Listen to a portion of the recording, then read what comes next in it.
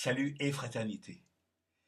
Rappelez-vous, dans les années 80, en tout cas avant 89, il y a eu, je le sais puisque je l'ai vécu, euh, en tout cas dans un collège de Saint-Just-en-Chaussée dans l'Oise, un club d'investissement boursier pour les élèves de collège, hein, des collégiens.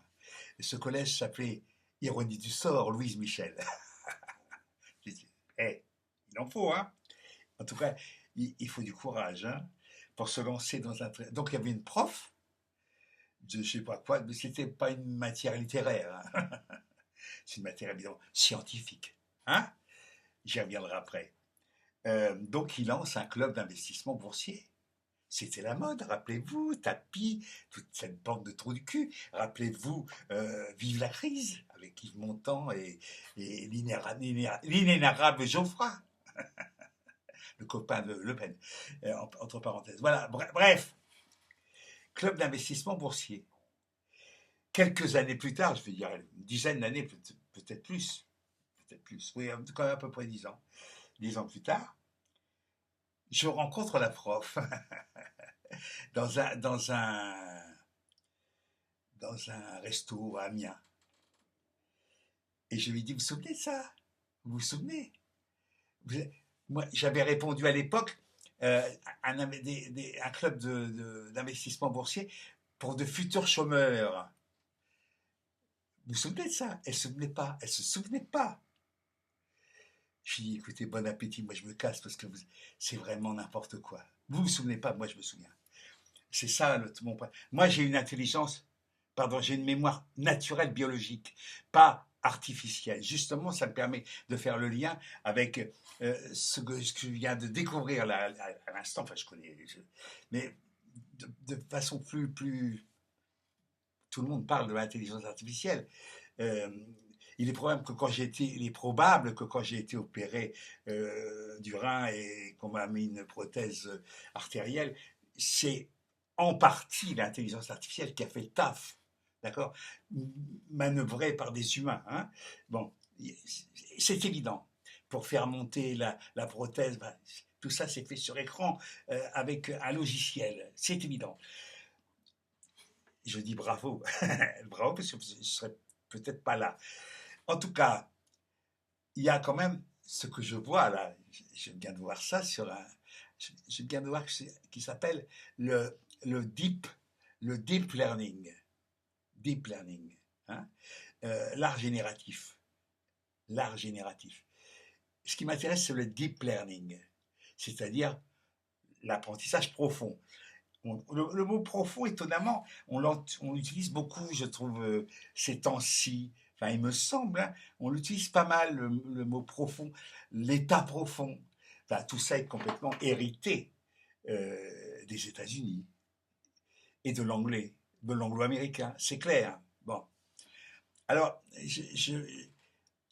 on voit là un engouement pour des gens qui n'ont pas plus, à mon avis, pas beaucoup plus de formation sur le sujet de l'IA que n'en avaient les prétendus spécialistes, les traders, les spécialistes de traders.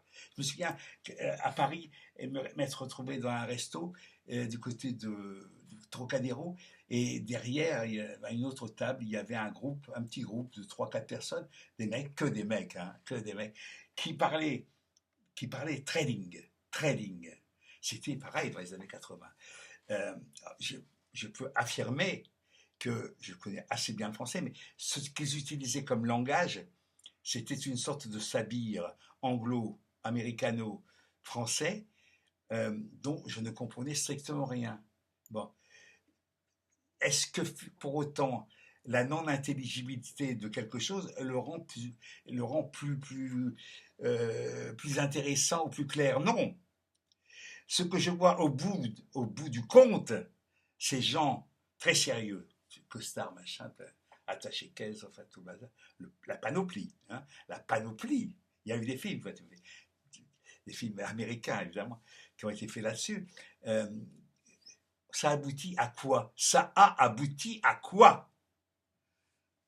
À la crise financière internationale de 2008, au krach et à l'effondrement de certaines économies périphériques et même américaines. D'accord? C'est ça le résultat de ces conneries.